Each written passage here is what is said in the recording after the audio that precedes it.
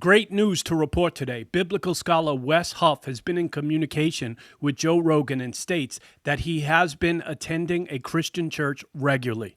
Joe Rogan and I have had on and off communication since then. I can tell you for a fact that he is attending a church and that that has been a consistent thing. And so, you know, things are happening, and he's a very inquisitive individual, and I think for the better, in that he's communicating with me and other people in his life who are influences that can speak into, you know, these issues of reliability and trustworthiness and verisimilitude of something like the pages of Scripture, and where he should and shouldn't be looking for the information in regards to that. So I am very encouraged by the communication that I have been able to have with him and others over these last few months in this kind of crazy season that I find myself in. But we're seeing what I don't think is an exaggeration to say somewhat of a resurgence in interest in these topics that we've been talking about, even the nitty-gritty. We had someone who reached out to us recently at Apologetics Canada, who is probably the last bricks and mortar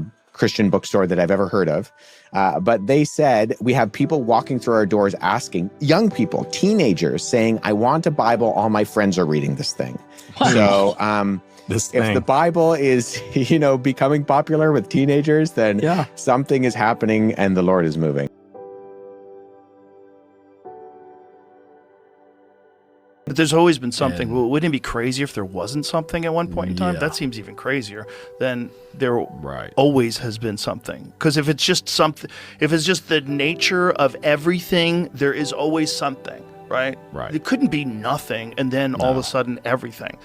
That seems... Because what started that? What kicked that off? Exactly. What snapped its fingers? That's McKenna's great line. Terrence McKenna had a great line about the difference between science and religion is that science only asks you for one miracle.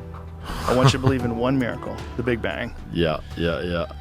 That's a good one. It's a great line. Yeah. It's because it really is true. Yes. And it's funny because people would be incredulous about the resurrection of Jesus Christ, but yet they're convinced that the entire universe was smaller than the head of a pin, and for no reason than anybody's adequately explained to me. Makes sense. Yeah. No. Instantaneously became everything. Yeah. Okay. I can't buy that. I'm sticking with Jesus on that one. Like, Jesus makes more sense. It